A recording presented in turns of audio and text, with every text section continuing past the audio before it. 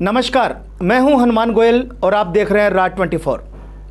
आज हम एक विशेष कार्यक्रम के तहत देश और प्रदेश की राजनीति के ऊपर चर्चा करेंगे। खास तौर से कांग्रेस के राष्ट्रीय अध्यक्ष बनने को लेकर के जिस तरह से अशोक गहलोत चर्चा में आए थे और उसके बाद में जिस तरह से राजनीति बदली उसको लेकर के आज हमारे साथ जयपुर से हैं ओमेंद्र सिंह राघव।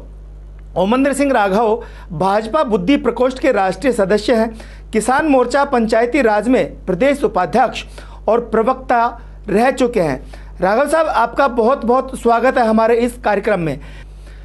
सवाल यही खड़ा होता है कि जिस तरह से कांग्रेस का राष्ट्रीय अध्यक्ष बनना था और सोनिया गांधी ने सबसे पहला नाम अशोक गहलोत का लिया था और सबसे पहला नाम अशोक गहलोत का चल भी रहा था, लेकिन जिस तरह से उठा पटक हुई राजस्थान के अंदर, उस परिदृश्य में आप क्या मानते हैं? ये अशोक गहलोत को सोनिया गांधी और कांग्रेस का बहुत ही विश्वस्त व्यक्ति माना जाता था, लेकिन पिछले दिनों जो घटना घटी है उनसे इनकी विश्वसनीयता घटी है। और ये जो भी घटना घटी है इसमें ऐसा नहीं है गहलोत का हाथ नहीं है। इन्होंने ये जो प्रचार कर रहे हैं कि इसमें गहलोत का हाथ नहीं है, ये बिल्कुल गलत है। ये सारी जो रणनीति थी ये गहलोत साहब की खुद की ही है। गहलोत के इशारे के बिना ऐसा कुछ नहीं हो सकता। जिस तरह से अब जो वर्तमान स्थिति है और अशोक गहलोत ने जो माफीनामा लिखा है, उस हिसाब से क्या अशोक गहलोत अब राजस्थान के मुख्यमंत्री रह पाएंगे? मुझे तो मुश्किल लगता है, क्योंकि जिस हिसाब से कल उनकी सोनिया गांधी से मुलाकात हुई है और मुलाकात के बाद उनका जो उतरा हुआ चेहरा लग रहा था, उसके बाद तो मुझे नहीं लग रहा कि ये मुख्यमंत्री का पद अब इन्हीं के पास में रहे। राघव साहब, जिस तरह से अशोक गहलोत ने जो आला कमान को माफीनामा दिया है, उस हिसाब से आपकी राय में क्या यह आला कमान की जीत है या फिर जादूगर अशोक गहलोत की हार? नहीं, ये तो जादूगर अशोक गहलोत की हार ही है। आला कमान तो हमेशा अपने हितों की रक्षा करेगा और मुख्यमंत्री और ये जो सारी चीजें इन्होंने जो अवहेलना की है उसमें अशोक गहलोत की विश्वसनीयता बहुत घटी है। गहलोत पिछले 5 सालों में जो मुख्यमंत्री रहे, इससे पहले तो सचिन पायलट ने काफी काम किया है। 6 साल तक वो राजस्थान प्रदेश कांग्रेस के अध्यक्ष भी रहे हैं, संघर्ष भी किया है। उस समय तो गहलोत कहीं दिखाई नहीं दे रहे थे, तो अचानक ही दिल्ली से यहाँ आए। राघव साहब, अगले साल राजस्थान में चुनाव है विधानसभा के, जो ये घटनाक्रम हुआ है उसको लेकर के अगला जो चुनाव होगा उस पर क्या प्रभाव पड़ेगा? क्या कांग्रेस दोबारा अपनी सरकार रिपीट कर पाएगी? नहीं, राजस्थान में तो गहलोत की स्थिति और कांग्रेस की स्थिति बहुत खराब है। मेरे ख्याल से पिछले 4 सालों में इस सरकार ने कोई काम किया ही नहीं है। इस सरकार ने सिर्फ इसका सारा समय होटलों में बीता है, विधायकों की मनोमनवार में गई है, बाड़ेबंदी में इसका समय गया। साल भर तक अशोक गहलोत सीएम हाउस के बाहर ही नहीं निकले। कोरोना का इन्होंने बहाना ले लिया और जो इनके पास में थोड़ा बहुत इनको समय भी मिला, उस समय में इन्होंने मोदी के खिलाफ सड़कों पे आंदोलन ही किया है। काम तो किया नहीं, सचिवालय सूना पड़ा है, सड़कों पे डामर नहीं है, बिजली की अव्यवस्था हो रही है। पूरे प्रदेश के अंदर लूट खसोट, हत्या, अपराध, बलात्कार, ये काफी अपराध बढ़े हैं, इसलिए ये सरकार तो रिपीट तो नहीं हो। इस पूरे घटनाक्रम में राघव साहब, आपने देखा होगा कि सचिन पायलट ने बिल्कुल चुप्पी साध रखी थी। क्या उनकी ये चुप्पी कोई बड़ा गुल खिलाने वाली है राजस्थान में? देखो, ऐसा लगता है कि पायलट को कहीं न कहीं मुख्यमंत्री बनने का इशारा प्राप्त हुआ था सेंटर से, और अगर ये इसीलिए इन लोगों ने, गहलोत ग्रुप के लोगों ने यहाँ हल्ला मचाया था, इनको भी लग रहा था कि पायलट शपथ लेगा जी। इसलिए सचिन पायलट की ये चुप्पी थी, भाई किसी भी तरह से एक बार मुख्यमंत्री की शपथ ले ली जाए। तो यही मुख्य कारण रहा है मेरे ख्याल से। आपके इस पूरे षड्यंत्र के दौरान पायलट बिल्कुल शांत और चुपचाप रहे हैं, उन्होंने कोई हल्ला गुल्ला नहीं मचाया है। राघव साहब, आप जयपुर में बैठते हैं और राजनीति को आप बहुत नज़दीक से देखते हैं। जिस तरह से 102 विधायक का अशोक गहलोत ने हवा बनाया था, उसमें से कुछ विधायक टूट करके सचिन पायलट के पास भी चले गए हैं। क्या अगर अशोक गहलोत मुख्यमंत्री बनते हैं तो सचिन पायलट उनको समर्थन देंगे? नहीं, मुझे तो नहीं लगता कि अब पायलट इन दोनों खेमों के बीच में जो दरार हुई है, क्योंकि इनके बीच में बहुत ज्यादा मनमुटाव और बहुत ही जहरीली राजनीति शुरू हो गई है। ये पहली बार राजस्थान की राजनीति में देखा गया है जब एक ही दल के विधायक आपस में एक दूसरे को गद्दार कह रहे हैं।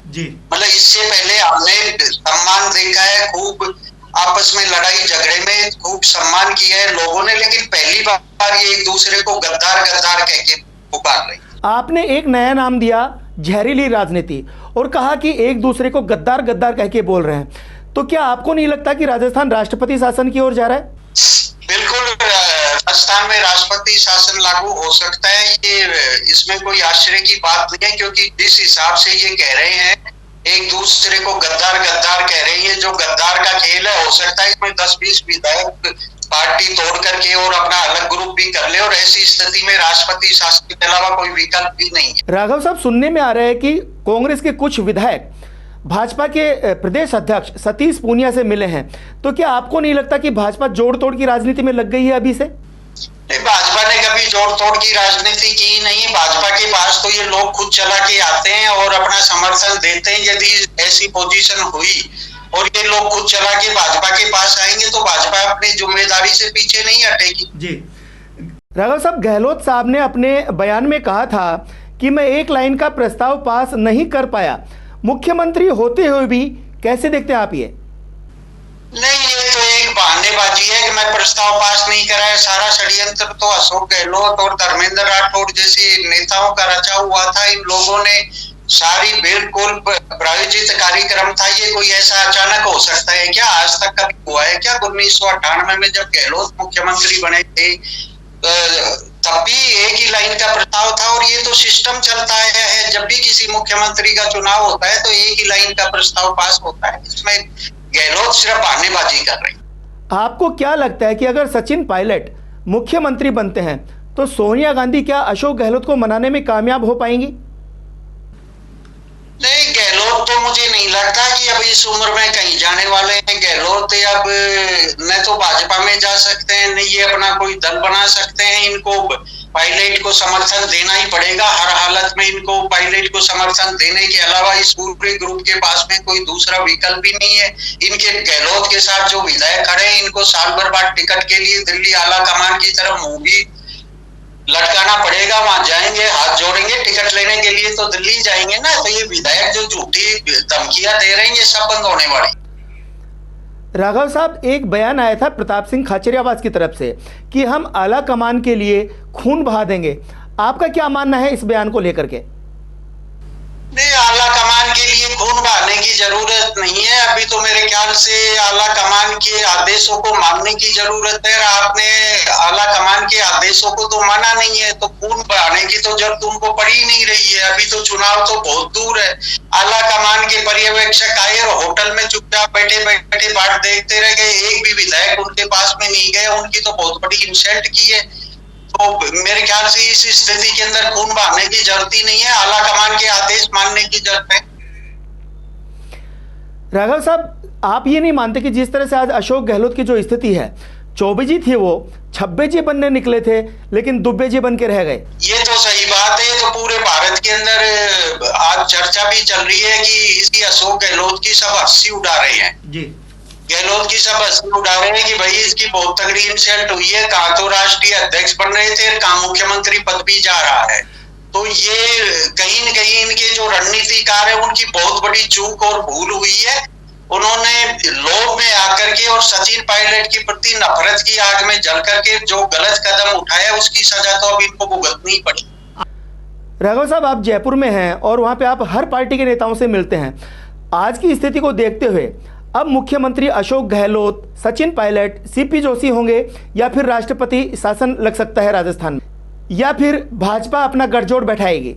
नहीं, मुझे तो ये लगता है कि अभी तो ये सब बताना बहुत ज्यादा जल्दीबाजी रहेगी, क्योंकि कई विकल्प हो सकते हैं। सोनिया गांधी ये भी सोच सकती है कि भाई गहलोत को हटाने से पार्टी कहीं टूट नहीं जाए। पायलट के भी बनाने से पार्टी को टूटने का डर है। और सीपी जोशी के ऊपर समर्थन लेने के ऊपर हो सकता है कि तैयार हो जाए, पर इस सब बातों में 2-4 महीने लग सकते। तो मुझे नहीं लगता कि इतनी जल्दी ऐसा होगा। पार्टी टूट सकती है लेकिन नया मुख्यमंत्री के बनाने में टाइम लग सकता है। धन्यवाद राघव साहब, आपने हमारे लिए समय निकाला और आपने एक नया नाम दिया कि कांग्रेस में जहरीली राजनीति है और एक दूसरे को गद्दार बोल रहे हैं। आपका बहुत बहुत धन्यवाद। देखते रहें राज 24। नमस्कार।